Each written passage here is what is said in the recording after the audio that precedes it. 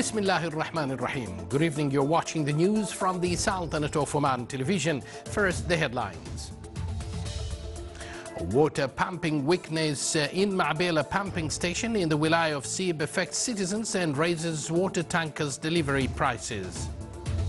The Palestinian Authority threatens to halt the security coordination with Israel for breaching bilateral agreements.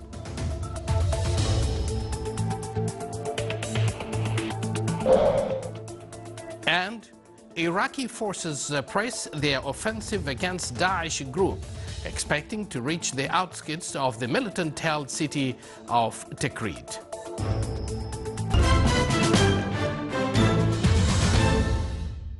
Good evening once again, and thank you for joining us. Those were the headlines, and now the news in details.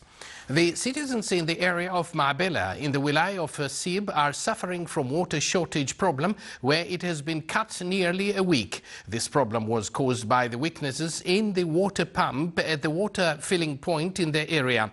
Due to the increased demand, the water tankers' delivery prices were raised, as the tanker owners said they queue for many hours to fill up their tankers, and that became the reason that they make them charge more money for each delivery. The citizens request the bodies concerned to quickly interfere to solve the problem. The University of Nizwa organized a day for scientific research to highlight the importance of scientific research strategy in the Sultanate. It aimed to develop the capabilities of researchers, academics and the students. The event included some visual presentations on scientific research field. After that, the excelled researchers and students were honored. The accompanying exhibition shed light on the scientific projects in the university. The participants expressed that the research day stresses on the keenness of the university to spread the culture of scientific research among education institutions. A fine arts and photography exhibition was held in the Wilaya of Sohar. It witnessed a participation from 87 students from Sohar International School to showcase their artistic works. The exhibition included 320 creative and artistic works, in addition to photos on the Omani environment, as well as some historical features. It came to shed light on school students' capabilities in this field, in addition to acquaint members of the society and the visitors to the beauty of the arts field. Still to come in our news bulletin. Photography brings hope and new ambition for orphaned youngsters in Gabon.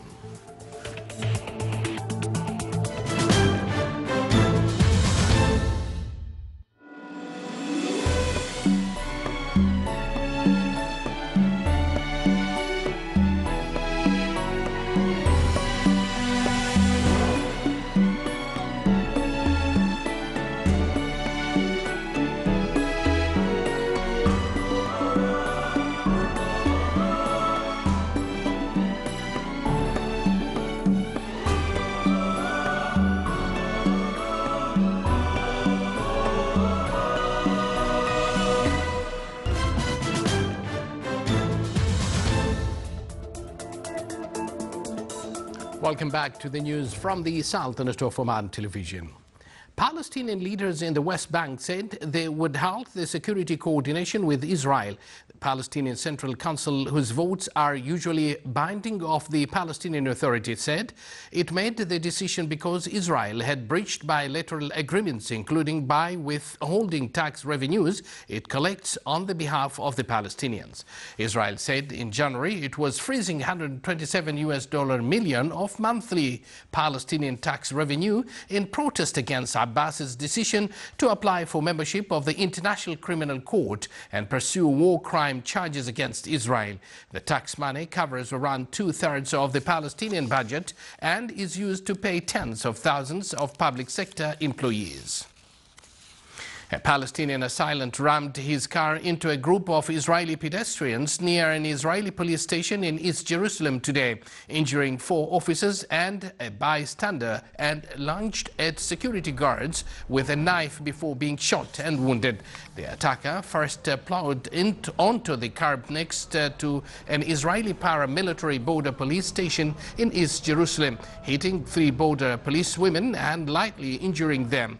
He then charged forward, hitting another policewoman and an Israeli man. A border police officer and security guard fired at the vehicle from the entrance to the station. Then the guards fired and seriously wounded him. Iraqi forces pressed their offensive against Daesh group today, expecting to reach the outskirts of the militant-held city of Tikrit, a day after the extremists reportedly bulldozed a famed archaeological site in the area. In Paris, the head of the United Nations Cultural Agency said the deliberate destruction of cultural heritage, such as the latest rampage at Iraq's archaeological site of Nimrud, amounts to a war crimes. The governor of Salahuddin Raid al-Jaburi said that Iraqi forces expect to reach Tikrit later today. He said they still have not made it to Tikrit's east airport, as some reports have suggested. On Monday, Iraqi security forces launched a large-scale operation in an effort to retake the city from the militant group, but the offensive was stalled somewhat, with military officials saying the militants strategically lined roads leading to the city with explosive and land mines.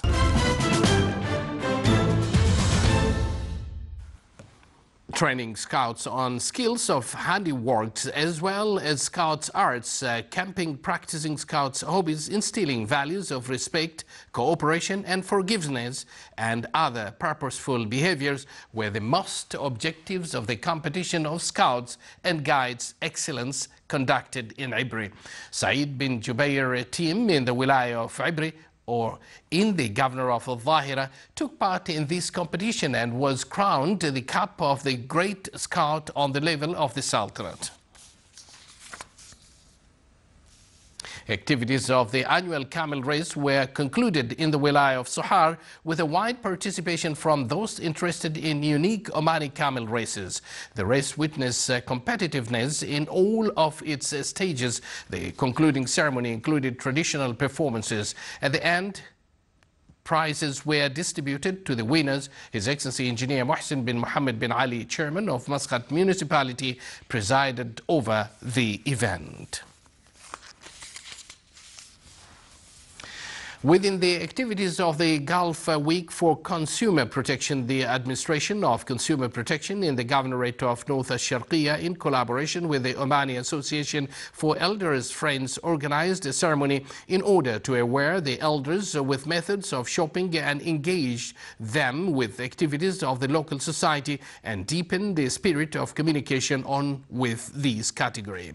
The elders were given medical equipment such as wheelchairs, healthy beds and other tools to support them to practice their routinely life.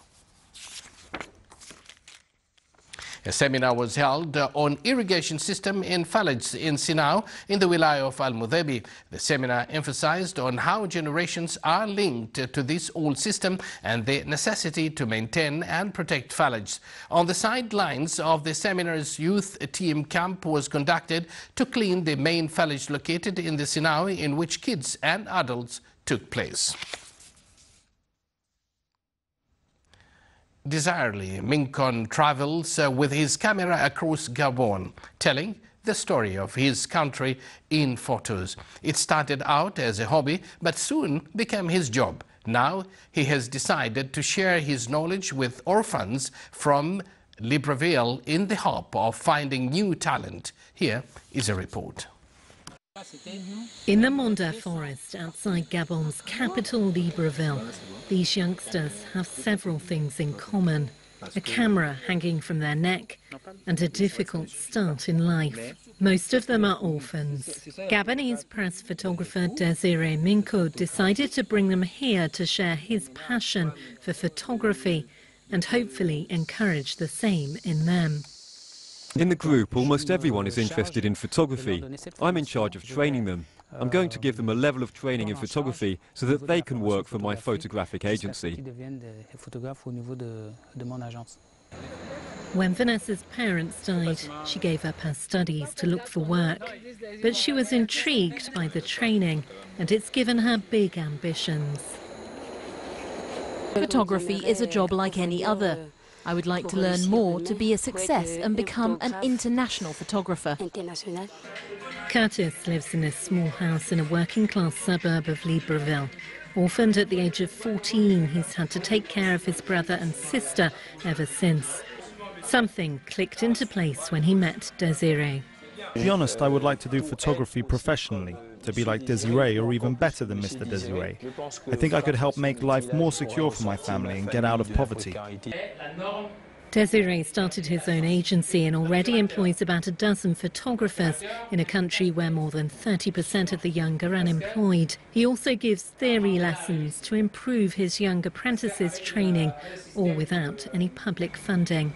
But beyond offering a future to these youngsters, it's an eye for taking photos of the Gabonese people that he's interested in. The principle we want to instill in them is to show Africa from Africa. That is, there are images that come from here and there, but we want to have an authentic vision from the continent itself. A number of photography sessions are planned for these orphans throughout the year in Libreville, giving a few of them, perhaps, a chance to follow in Desiree's footsteps. A winter storm that dropped roughly 2 feet of snow on parts of the eastern United States is expected to move out to sea today, but the cold will remain. The National Weather Service has warned of flooding and told commuters from the lower Mississippi Valley to the mid-Atlantic to be wary of dangerous road conditions created by the snow, ice and slush.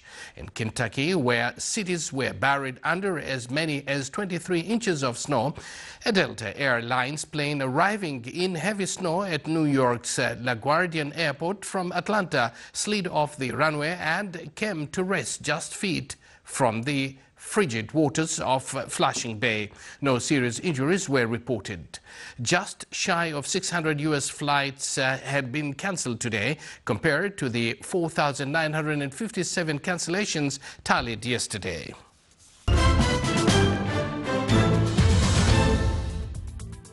And now for the general weather forecast. Clear to partly cloudy skies will prevail over the northern governorates of the Sultanate, with chances of scattered rain and dust around the open areas and fog along the southeastern coast.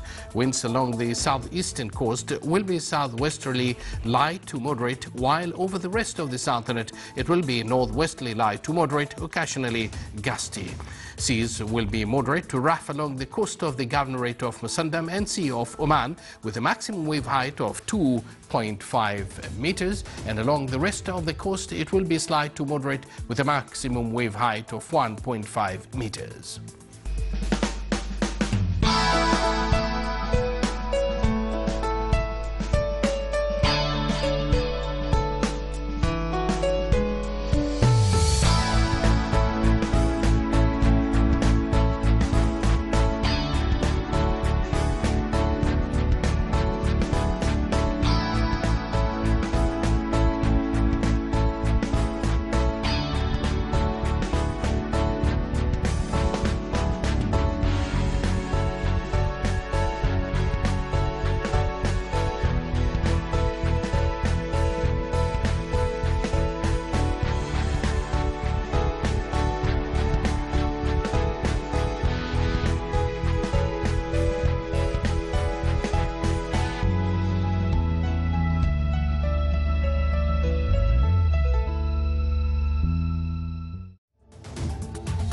This is the Sultanate of Oman television. Before we end tonight's bulletin, here are the main points once again. Water pumping weakness in Ma'bela pumping station in the Wilaya of Sib affects citizens and raises water tankers delivery prices. The Palestinian Authority threatens to halt the security coordination with Israel for breaching bilateral agreements.